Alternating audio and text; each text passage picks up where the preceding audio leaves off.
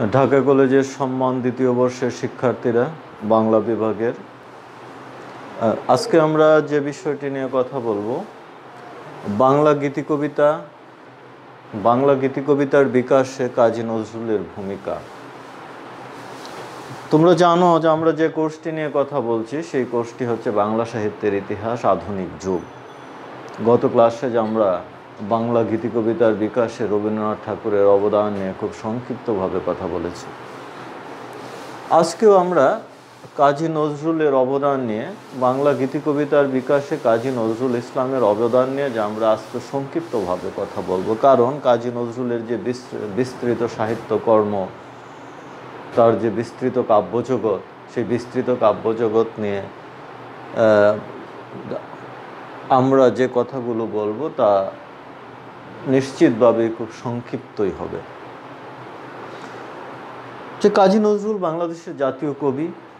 তোমরা জানো কাজী নজরুল বিদ্রোহী কবি, জাতীয় কবি, যিনি সাম্যের কবি, মানবতার কবি, আরও বহু পরিচয়ে তিনি বাংলা সাহিত্যে পরিচিত। তিনি বাংলা সাহিত্যের একজন বিখ্যাত কবি, ঔপন্যাসিক, নাট্যকার, গীতিকার এবং শিল্পী। তিনি নিজেও গান করতেন এবং সাংবাদিক, যার 3টি পত্রিকা সম্পাদনায় কাজী নজরুল নিজে সংযুক্ত ছিলেন: নবযুগ, লাঙল এবং ধূমকেতু।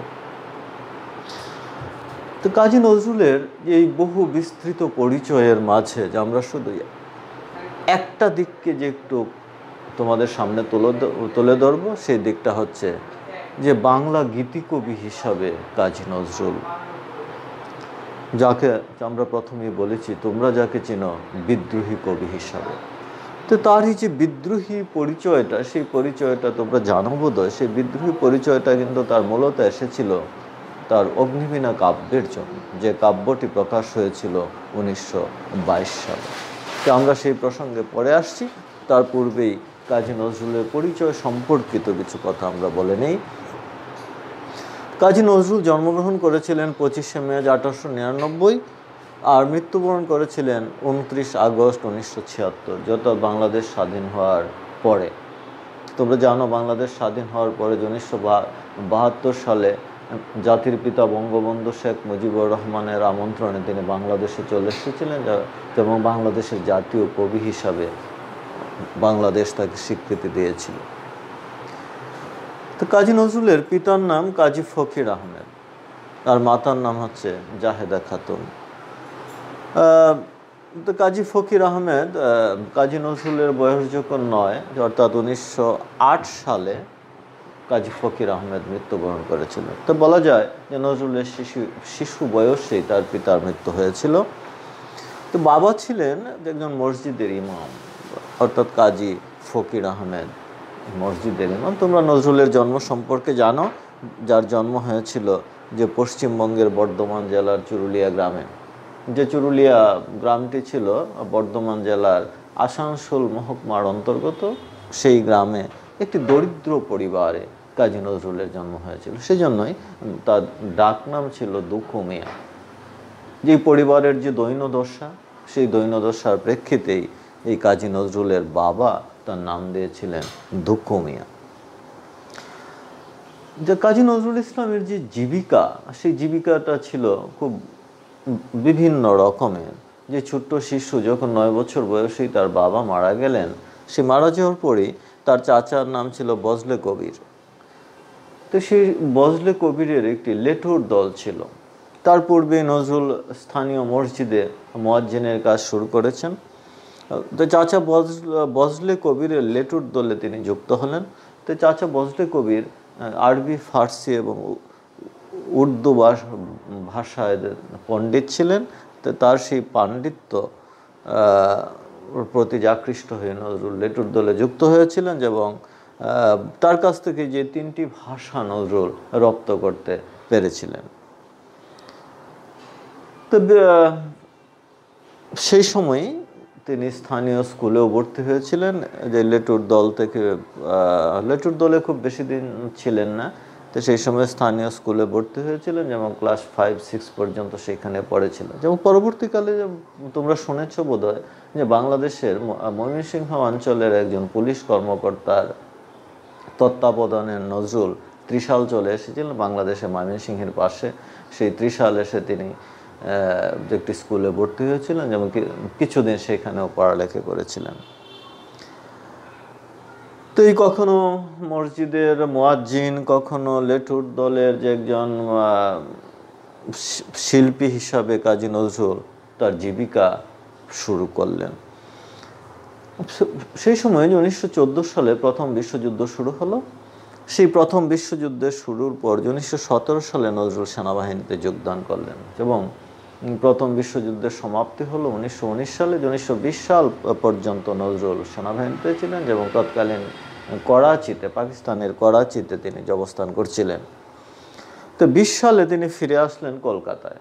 তো কলকাতায় যখন ফিরে আসলেন, তার সাথে সম্বল বলতে যা আছে সৈনিকদের কিছু পরিত্যক্ত পোশাক, সৈনিকদের কিছু ব্যবহৃত পোশাক ছাড়া নজরুলের সাথে আর কিছুই ছিল না। তখন কলকাতায় একটি সাহিত্য সংগঠনের যে অফিস ছিল, বঙ্গীয় মুসলিম সাহিত্য পরিষদের অফিস, সেই পরিষদেই থাকতেন মুজাফফর আহমেদ নামক একজন ব্যক্তি, যিনি পরবর্তীকালে রাজনীতিবিদ হিসাবেও ব্যাপক পরিচিতি লাভ করেছিলেন। সেই মুজাফফর আহমেদের সাথে এই বঙ্গীয় মুসলিম সাহিত্য পরিষদের অফিসে তিনি বাস করতে শুরু করলেন এবং যেখানে থাকাকালীনই নজরুলের যে কবি প্রতিভা, সেই কবি প্রতিভার বিকাশ শুরু হলো। তার পূর্বে যখন সেনাবাহিনীতে ছিলেন কয়েক বছর, 2-3 বছর, সেই সেনাবাহিনীতে থাকাকালীনই নজরুলের যে বাউন্ডেলের আত্মকাহিনী এবং মুক্তি, বাউন্ডেলের আত্মকাহিনী হচ্ছে নজরুলের প্রথম গদ্যর কবিতার দিক থেকে তার প্রথম কবিতা হচ্ছে মুক্তি, সেইগুলো সেইখানে লেখা হয়ে গেছিল, যে পরবর্তীকালে প্রকাশ পেয়েছিল যুদ্ধ থেকে ফিরে আসার পরে। তো নজরুলের যে বিভিন্ন কাব্যগ্রন্থ, তোমরা জানো যে নজরুল শুধু কবি নন, যে উপন্যাসিক, সাংবাদিক, নাট্যকার, অনেক কিছু, গীতিকার। আমরা সেই দিকে আর যাচ্ছি না, যে আমরা শুধু নজরুলের যে কাব্যজগৎ, সেই কাব্যজগতের মাঝেই আমরা সীমাবদ্ধ থাকছি। যে 1922 সালে নজরুলের যে বিখ্যাত কাব্যগ্রন্থ অগ্নিবীণা, আমি প্রথমেই তার কাব্যগুলো যে একটু পরিচয়টা দিয়ে দিই। অগ্নিবীণা কাব্যগ্রন্থটি প্রকাশ হয় 1922 সালে। 1923 সালে তার দোলন চাপা, ভাঙার গান 1924 সালে, সাম্যবাদী 1925 সালে, চক্রবাক 1925, ছায়ানট 1925, ফণিমনসা 1927, সিন্ধু হিন্দুল 1927, প্রলয় শিক্ষাজ 1930, এছাড়াও আরও বিভিন্ন কাব্যগ্রন্থ রয়েছে নজরুলের। তো 1922 সালে যখন অগ্নিবীণা কাব্যটি প্রকাশিত হলো, সেই প্রকাশিত হওয়ার পর থেকেই কিন্তু নজরুল যে প্রতিষ্ঠিত রবীন্দ্র যুগের মাঝে স্বতন্ত্র সত্তা নিয়ে তিনি বাংলা সাহিত্যে আবির্ভূত হলেন। আমরা এই জন্যই বললাম যে সময়টার কথা বলছি, সেই সময়ে কিন্তু রবীন্দ্রনাথ বাংলা সাহিত্যের সর্বোচ্চ, কাব্যজগতেই বলো আর সাহিত্যের অন্যান্য দিকেই বলো, সেই সময়ের মাঝে 1913 সালে রবীন্দ্রনাথ নোবেল পেয়ে গেছেন। সারা বিশ্বে রবীন্দ্রনাথের পরিচিতি ছড়িয়ে পড়েছে কবি হিসাবে। এই সময়ে রবীন্দ্রনাথ যখন প্রতিষ্ঠিত এবং ভারতীয় সমাজে, বাঙালি সমাজে যে একজন সর্বোচ্চ পর্যায়ের কবি, সেই সময়ে সে নজরুল একটি ব্যতিক্রমী ধারা বাংলা সাহিত্যে নিয়ে আসলেন এবং তার অগ্নিবীণা কাব্যের মধ্য দিয়ে তিনি পরিচিতি লাভ করলেন। বিশেষ করে অগ্নিবীণা কাব্যের যে বিদ্রোহী কবিতা, সেই কবিতার মধ্য দিয়ে তিনি বাংলা সাহিত্যে বিদ্রোহী কবি হিসাবে পরিচিতি পেলেন। তো যাকে আমরা নজরুলের যে কাব্য পরিমণ্ডল, যে কাব্যগুলোর কথা বললাম, সেগুলো ছাড়াও বাইরেও আরও কিছু কাব্য রয়েছে, যেগুলোর বাইরেও এই কাব্যগুলোর প্রেক্ষিতে যে আমরা খুব সংক্ষিপ্তভাবে নজরুলকে মূল্যায়ন করব। যতক্ষণ যে আমরা নজরুল সম্পর্কে যা বললাম, খুব সংক্ষিপ্ত একটি পরিচিতি কাজী নজরুল ইসলাম, যিনি বাংলাদেশের জাতীয় কবি, যিনি বিদ্রোহী কবি, যিনি সাম্যের কবি, যিনি অসাম্প্রদায়িকতার কবি।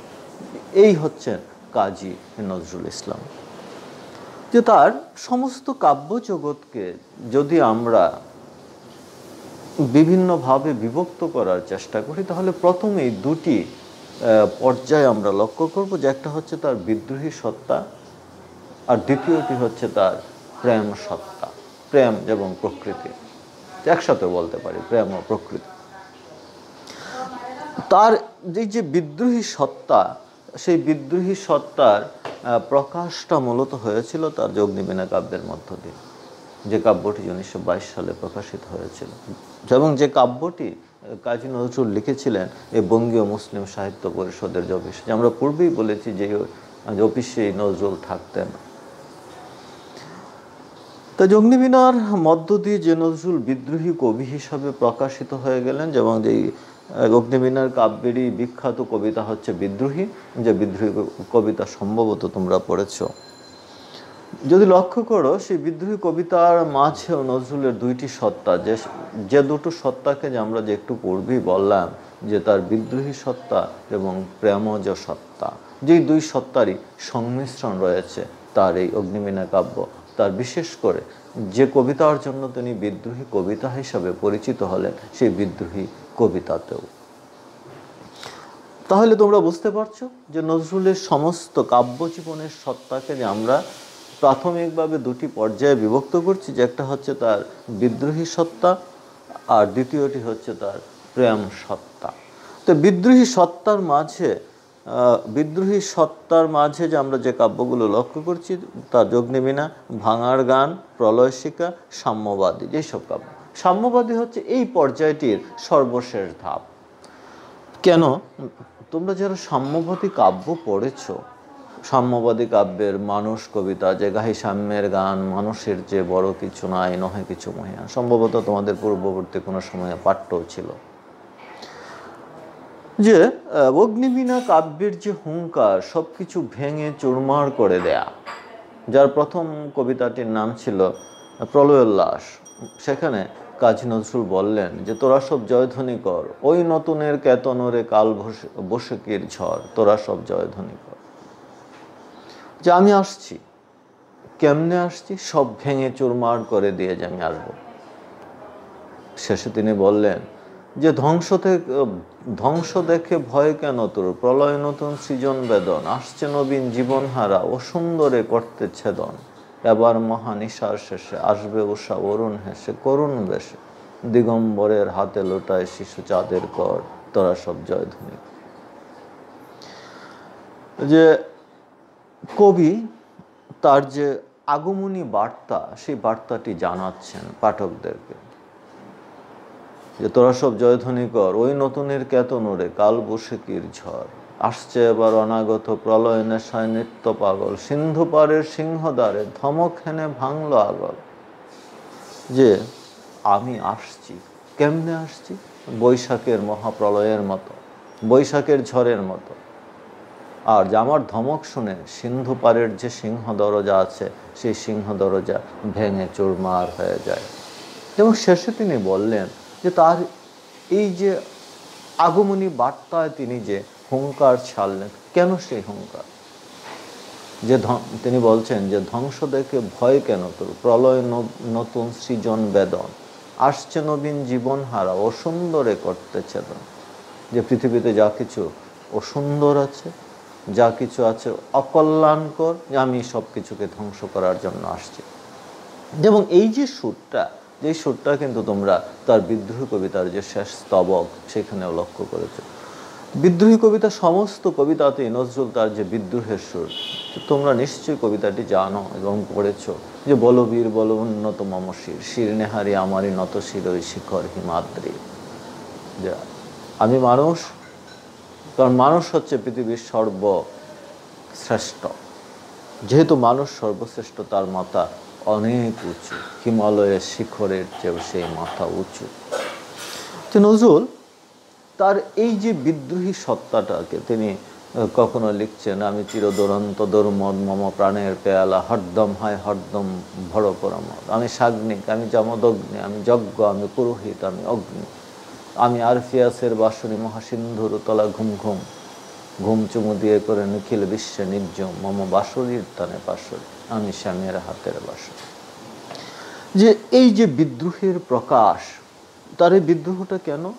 যেখানে অন্যায় আছে, যেখানে অত্যাচার আছে, সেইগুলোর প্রতি তার বিদ্রোহ। তিনি চান একটি সাম্যাবস্থা বিরাজ করুক। এই সাম্যের জন্যই নজরুলের বিদ্রোহ। যেখানে অন্যায় অত্যাচার আছে সব কিছুকে ধ্বংস করে দিয়ে তিনি যে সমাজে একটি সাম্যাবস্থাকে প্রতিষ্ঠা করতে চান। এবং বিদ্রোহী কবিতার শেষ দিকে তিনি বললেন যে মহাবিদ্রোহী রণক্লান্ত আমি সেই দিন হব শান্ত, যবে উৎপীড়িতের ক্রন্দন রোল আকাশ বাতাসে ধনিবে না, অত্যাচারীর খর্গ কৃপান ভীম রণভূমে রণিবে না, মহাবিদ্রোহী বীর বিশ্ব ছাড়ায় উঠিয়াছে একা চিরউন্নত মমশিব। আমি বিদ্রোহী ভৃগু ভগবান বুকে একে দেই পদচিহ্ন, আমি স্রষ্টা সুদন সুপ্তাফানা খেয়ালি বিধির ভক্ত করিব ভিন্ন। যে তারই যে বিদ্রোহটা কেন, যে আমরা বারবারই বলছি কেন, তিনি বিদ্রোহী কবিতার শেষ দিকে বললেন যে আমি সেই দিন হব শান্ত। কখন শান্ত হবেন? যবে উৎপীড়িতের ক্রন্দন রোল আকাশে বাতাসে ধনিবে না, অত্যাচারীর খর্গ কৃপান ভীম রণভূমে রণিবে না, মহাবিদ্রোহী বীর বিশ্ব ছাড়ায় উঠিয়াছে একা চির উন্নতম মমশিব। আমার এই বিদ্রোহ, যে বিদ্রোহের মূল কারণ হচ্ছে যে সমাজের অত্যাচারকে দূর করা, অন্যায়কে দূর করা, সেই জন্যই আমি তো বিভিন্ন জায়গায় তার বিভিন্ন কাব্যেও সেই কথাগুলো, শুধু অগ্নিবীণা কাব্যের মাঝেই নয়, তার ভাঙার গান, তার যে প্রলয় শিখা, তার যে সাম্যবাদী, যেই কাব্যগুলোর মাঝেও তিনি তার যে বিদ্রোহের সুরটাকে বজায় রেখেছেন। তো অগ্নিবীণা কাব্য যখন নজরুল লিখছেন তখন তার বয়স 22-23, ফলে যৌবনের যে উদ্দাম, সেই উদ্দাম তার মাঝে ছিল। এবং সাম্যবাদী কাব্য যখন লিখছেন, সেই সাম্যবাদী কাব্য লেখা হয়েছে 1927 সালে, 1925 সালে, তখন নজরুল কিছুটা পরিণত। তাহলে খেয়াল করো যে সাম্যবাদী কাব্যেও কিন্তু বিদ্রোহ আছে। অর্থাৎ বিদ্রোহী কাব্যের যে বিদ্রোহ, সেই বিদ্রোহের যে উদ্দেশ্য যে সমাজে একটি সুষম অবস্থা বিরাজ করুক, কিংবা নজরুল বিরাজ করাতে চান, সেই উদ্দেশ্য কিন্তু তার সাম্যবাদী কাব্যেও আছে। সেখানে তিনি বলছেন, সেখানে তিনি মানুষের জয়গান করছেন যে গাহি সাম্যের গান, মানুষের চেয়ে বড় কিছু নাই, নহে কিছু নয়। নাহি দেশ কাল পাত্রের ভেদ হবে ধর্মজাতি, সব দেশে সব কালে ঘরে ঘরে তিনি মানুষের জ্ঞাতে। পূজারি দুয়ার খুলো, ক্ষুধার ঠাকুর দাঁড়ায় দুয়ারে, পূজার সময় হল। স্বপন দেখিয়া আকুল পূজারি খুলিল ভোজনালয়, দেবতার বড়ে আজ রাজাটা যা হয়ে যাবে নিশ্চয়। জীর্ণ বস্ত্র শীর্ণ গাত্র ক্ষুধায় কণ্ঠ ক্ষীণ, ডাকিল পান্ত দ্বার খোলো বাবা, খাইনি তো সাধ্য। সহসা বন্ধ হলো মন্দির, ভুকারি ফিরিয়া চলে, তিমির রাত্রি পজ্জরে তার ক্ষুধার মানিক জ্বলে। ভুকারি ফুকারি কয় এই মন্দির পূজারীর, হায় দেবতা তোমার নয়।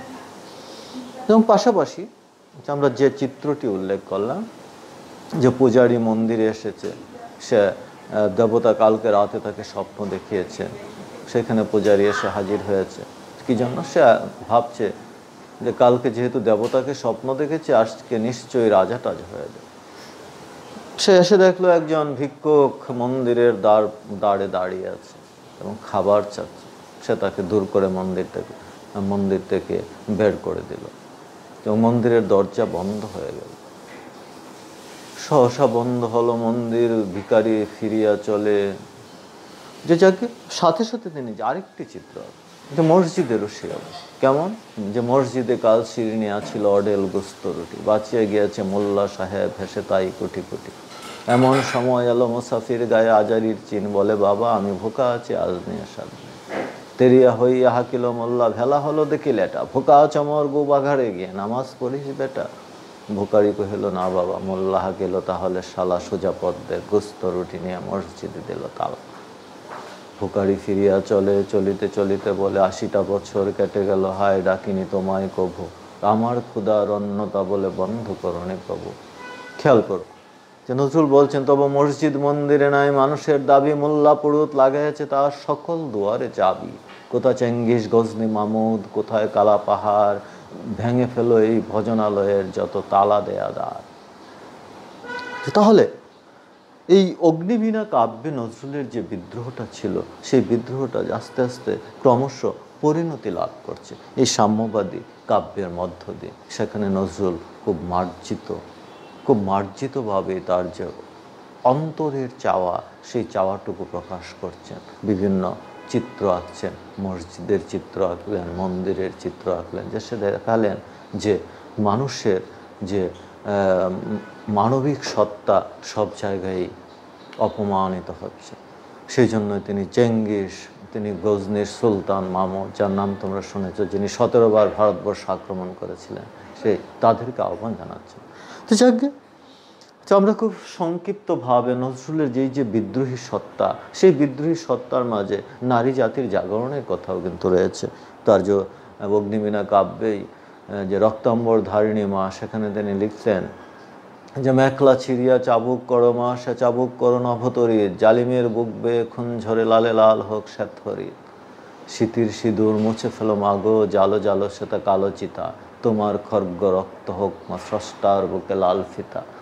যে তার যে নারী জাতির প্রতি যে অত্যাচার হচ্ছে, তাহলে তার এই যে বিদ্রোহ, যে কখনো সমাজের যে অসাম্য, কখনো সাম্প্রদায়িকতা, কখনো বা অন্যায়, কখনো অত্যাচার, কখনো বা নারী জাতির প্রতি যে অন্যায় হচ্ছে, এই সমস্ত কিছুর প্রতি কিন্তু নজরুল বিদ্রোহী।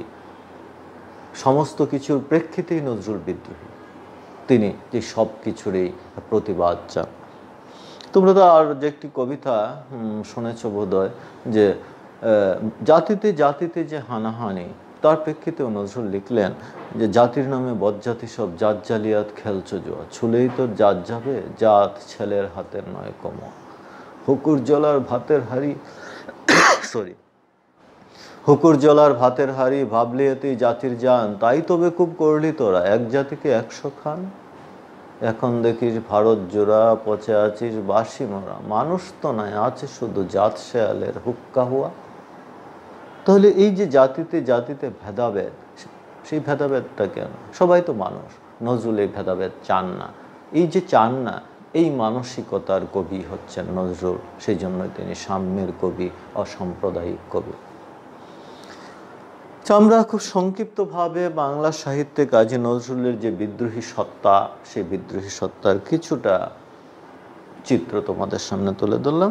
যার তার দ্বিতীয় যে সত্তাটি, তার কাব্য জগতে তার দ্বিতীয় যে সত্তাটি, সেই সত্তাটি হচ্ছে তার প্রেমজ সত্তা।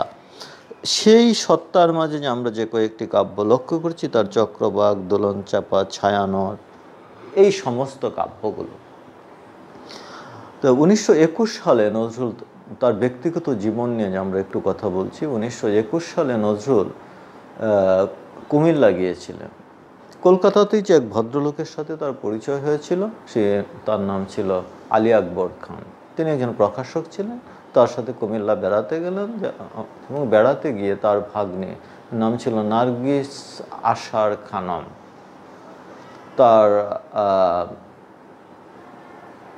তার সাথে নার্গিস, যিনি পরবর্তীকালে নার্গিস, শুধু নার্গিস হিসেবে পরিচিতি লাভ করেছিলেন, সেই নার্গিসের সাথে নজরুলের বিয়ে হয়েছিল।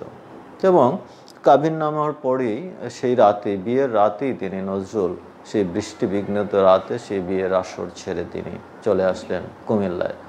আর এই নার্গিসদের বাড়ি ছিল কুমিল্লা থেকে একটু দূরে দৌলতপুর। তো সেখান থেকে ফিরে আসার পরে নজরুল দৌলতপুর ফিরে যাননি, এবং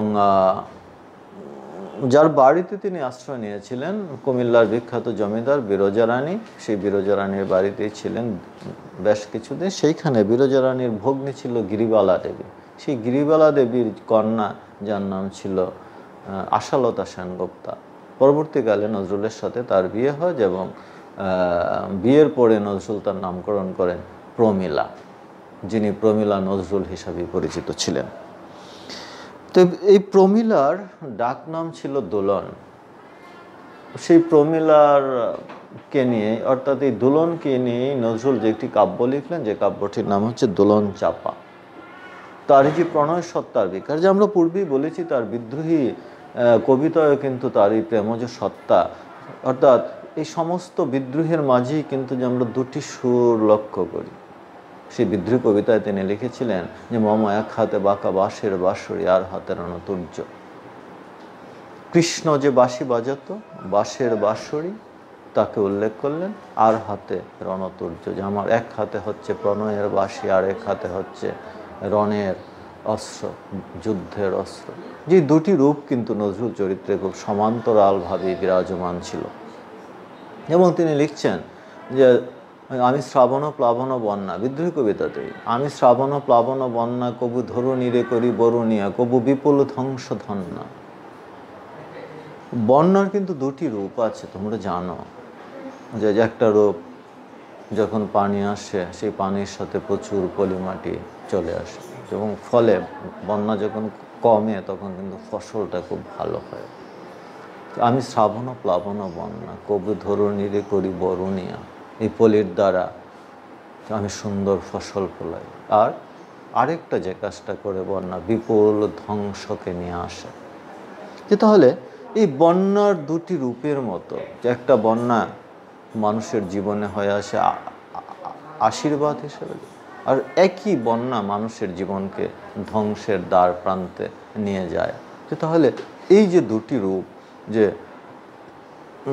বন্যার ধ্বংসলীলা এবং বন্যার যে আশীর্বাদ, যে আমরা পূর্বেই বললাম যে নজরুল নিজেই বলছেন যে মম এক হাতে বাঁকা বাঁশের বাঁশরি আর হাতে রণতুর্য। এই যে দুটি রূপই নজরুল চরিত্রে, অর্থাৎ নজরুলের কাব্যজগতে সমান্তরালভাবে বিরাজ করেছে, দেখা দিয়েছিল। তো আমরা নজরুলের কাব্যজগৎকে সংক্ষিপ্তভাবে তোমাদের সামনে তুলে ধরার চেষ্টা করছি, যে তার এই বিদ্রোহী সত্তা এবং তার প্রেম ও প্রকৃতির যে সত্তা। তার এই প্রেমজ সত্তাকে, যে আমরা পূর্বেই বলেছি যে প্রমীলার ডাকনাম ছিল দোলন, নার্গিসের সাথে বিয়ে ছাড়াছাড়ি হয়ে যাওয়ার পরে নজরুল দোলনের প্রেমে যে আকৃষ্ট হয়েছিলেন, সেই দোলনকে কেন্দ্র করে তিনি যে কাব্যটি লিখেছিলেন দোলন চাপ। তার চক্রবাক সেইটিও প্রেমের কাব্য, এবং তার যে ছায়ানট সেইটিও প্রেমের কাব্য। এই সাথে সিন্ধু হিন্দুর সম্পর্কে যে একটু বলে, যে নজরুল চট্টগ্রাম বেড়াতে গিয়েছিলেন। সেই চট্টগ্রাম বেড়াতে গিয়ে সেখানে তোমরা নাম শুনেছ বোধহয়, হাবিবুল্লাহ বাহার ও শামসুন নাহার, ভাই এবং বোন, তাদের বাড়িতে উঠলেন। তো সেখানে শোনা যায় তিনি শামসুন নাহারের প্রতি প্রণয়াসক্ত হয়ে পড়েছিলেন, এবং সেখান থেকে সমুদ্র দেখতে গেলেন, এবং তার প্রেক্ষিতেই তিনি যে কাব্যটি লিখলেন হিন্দুল। অর্থাৎ এই সিন্ধুর সাথে পৃথিবীর যে বিরহ সত্তা, সেই বিরহ সত্তা, সিন্ধুর যে কান্না, কিংবা চাঁদের সাথে সিন্ধুর যে প্রণয় সম্পর্ক, সেগুলোকে নজরুল সেখানে চিত্রিত করলেন, এবং সাথে সাথে নিজেকে সমান্তরাল দৃষ্টিতে স্থাপন করলেন, যে সিন্ধু বিরোহী। কারণ দেবতারা আর দানবরা মিলে যখন সমুদ্রকে মন্থন করেছিল, সমুদ্রের যত মূল্যবান সম্পদ সব চলে গিয়েছে সেই দেবতাদের কাছে। আজ সিন্ধু হচ্ছে রিক্ত, সর্বহারা। সেই সিন্ধুর সমান্তরাল দৃষ্টিতে কবি নিজেকে মূল্যায়ন করলেন, যে তিনি আজ সর্বহারা, সব কিছু হারিয়েছে। তো এই যে প্রেমজ সত্তা, যে প্রেমজ সত্তাটি কবি প্রকাশ করেছেন তার দোলনচাপা, চক্রবাক, ছায়ানট এবং সিন্ধু হিন্দুল কাব্যের মধ্য দিয়ে। তোমরা যদি নজরুলের সঙ্গীতের দিকে দেখো, যে সঙ্গীতেও নজরুল বাংলা সাহিত্যের যে 5 জন বড় বড় গীতিকার ছিলেন বাংলা সাহিত্যে, তার একজন হচ্ছেন কাজী নজরুল ইসলাম, যাদেরকে বলা হয় পঞ্চকবি। পঞ্চপাণ্ডব নয়, কিন্তু পঞ্চকবি, বাংলা গীতি কবিতার পঞ্চকবি।